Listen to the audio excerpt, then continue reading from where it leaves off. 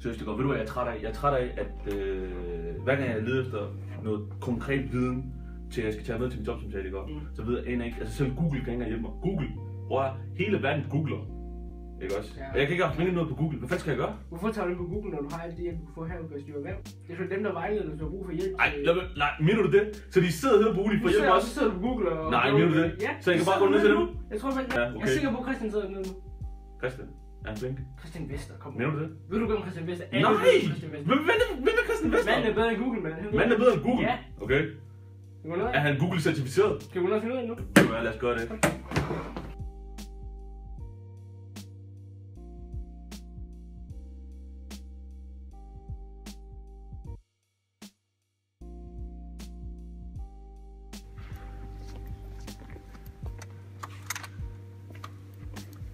Halløj.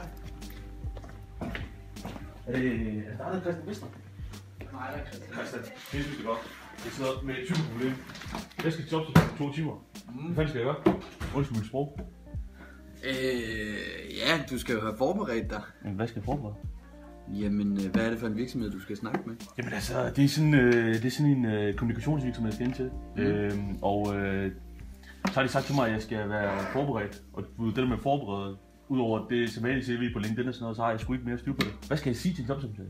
Jamen, først og fremmest så skal du finde ud af, hvad det er, virksomheden de står for, og hvorfor det gør dig som en mulig teamplayer hos dem. Altså, hvad der er unikt ved dig, og i forhold til at blive ansat hos denne virksomhed. Så det vil sige, at jeg skal faktisk gå ind og så vise dem min personlighed? Ja, det skal du. Det skal jeg. Hvad med sundhedskvalifikationer? Der er jo mange, der bliver uddannet med samme kvalifikationer. Det er, ikke så, er det så ikke det, jeg skal spille på? Vi har jo alle sammen et eller andet personligt DNA, og det har du også, når det kommer til at skal søge en stilling hos en virksomhed. Ja. Og der er et eller andet, der gør dig unikt. Ja. Det skal du finde ud af, hvad er. Okay. Og så skal du finde ud af, hvordan du kan bruge det i forhold til den virksomhed. Der er jo et eller andet ved den virksomhed, eller den stilling, du har læst, som har gjort dig interesseret. Og hvad er det? Hvorfor er det, at du er den person, de skal bruge? Hvad er det, der kvalificerer dig til at være lige præcis den, de skal bruge? Altså undskyld, jeg afbryder dig. Det som jeg grunder, vi rigtig brænder fra, ikke også? Det der med det der kommunikative, hvor jeg bare går ind, og så blæser alt om kul, kan man sige det sådan lidt. Og det de søger, det er en energisk person, som bare kan... Det er jeg ikke i tvivl om, du har. Nej, men det kan du så høre på mig selv, ikke også? Men det er det så igen, hvor jeg tænker, er det nok med at have den energi? Er det nok med, at jeg kan gå ind og så blæse folk om kul?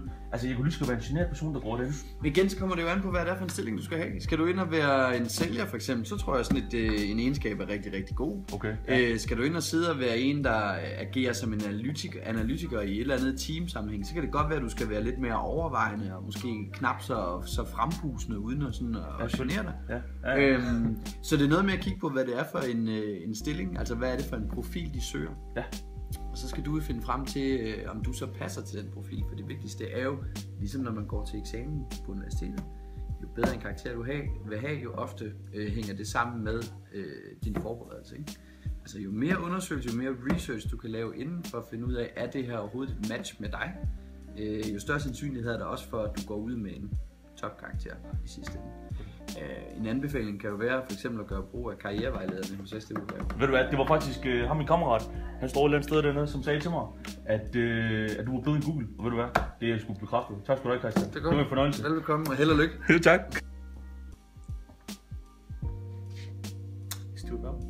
SDU Erhverv er til for at bygge bro mellem studerende og erhvervslivet. Vi tilbyder vejledning og rådgivning med alt fra jobansøgning til karrieremuligheder. Så klik forbi vores hjemmeside for at høre nærmere, hvad vi kan gøre for dig.